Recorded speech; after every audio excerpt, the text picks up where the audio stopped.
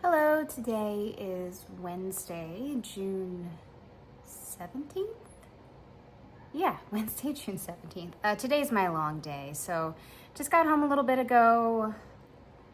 Danny did really well in her pen for the day. I had the artificial grass in the bed and everything. She didn't make a mess or anything. She used her artificial grass to go potty. Everything is great, so I've been just cleaning everything up to reset for tomorrow. She won't be alone for as long, but I have to make a trip to one of my sites. And it's getting a little bit late already, but I think I'm going to keep up with the trend of controversial likes and dislikes. So I talked about the Babadook yesterday. Today I'm going to talk about my controversial dislike, the film Malignant. So was very excited for it when it came out. It looked like a lot of fun, and I know some people still love it. It's James Wan too, I think. It's just yeah, not my favorite. Haven't watched it since I saw it in the theater, so I'm going to watch it now as I have dinner and fold some laundry, and then come back after I've watched it with my thoughts, and then just as a refresher to the things I didn't care much for about it. And yeah, again, be back almost immediately. Okay, it's getting late, so I just finished watching Malignant for the second time since the first time I saw it when it was in theaters, which was in 2021. And it's, in my opinion, still not a great movie. So I can think of several specific reasons why it's not my favorite. I know there are lots of people that love it, and I think that comes from the fact that it is meant to be a cheesy movie, which I don't think I picked that up the first time I saw it, because the first time I saw it, the previews made it look kind of supernatural in a ghosty kind of way. And I was expecting a serious movie. Again, James Wan, responsible for Saw and The Conjuring and Insidious, all these serious, scary movies.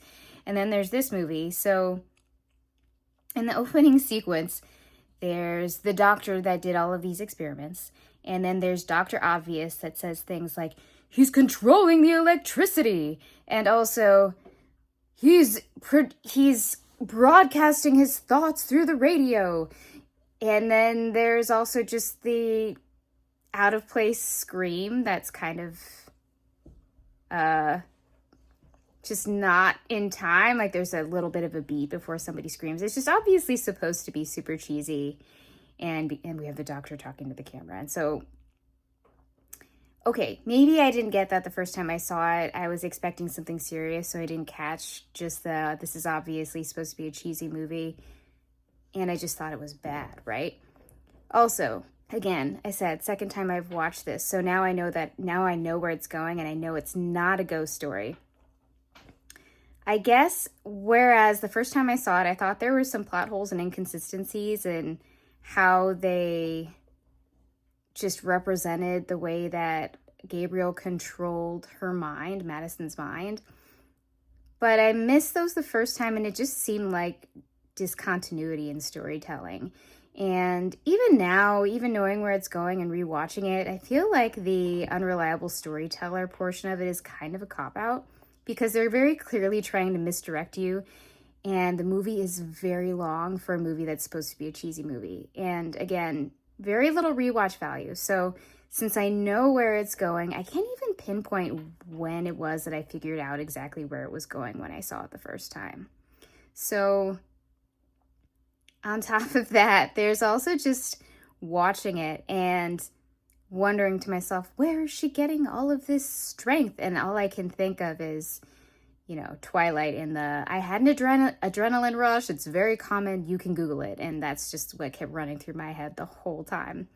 And I guess they do the whole, he's in her brain, and in a way he's unlocking portions of her brain that she wouldn't be able to access otherwise, right? Like super strength, somehow being able to flip her joints backwards. And in some scenes it's represented really well, where obviously Gabriel is on the opposite side of her body, but sometimes it's not super great. In some of the action scenes, it reminded me a lot of President Scrooge from Spaceballs. So really cheesy. And I don't know why in the beginning of the film, every time they show Gabriel, he just has this long mop of dark hair, but then at the end, it's very obviously kind of a cast of Madison's face on the back of his head. It's like, why didn't we see her face this whole time? I know obviously they don't want you to know what's going on, but still, why is it so visible at the end? So yeah, again, still not my favorite. Also not very scary. Also, the effects are kind of inconsistent. And I think that was, just they did a lot of storytelling to explain why things were away. And I think that's kind of just a little bit of a trope, right? A bad horror movie trope. And I guess maybe I was just disappointed because I was expecting it to be better. But yeah, it still isn't any better on rewatch. It took me a long time to make it through because we're 3 accidents with the puppy in at this point, and that movie, again, is way too long. It's almost 2 hours long. But yeah, to each their own. I know there are people that really liked it. It's just not my favorite thing. Anyway, I'm going to wrap this up, and I'll be back tomorrow. I'm not sure what I'm going to do for tomorrow, but I will be back. Anyway, have a good night. Talk to you later. Bye-bye.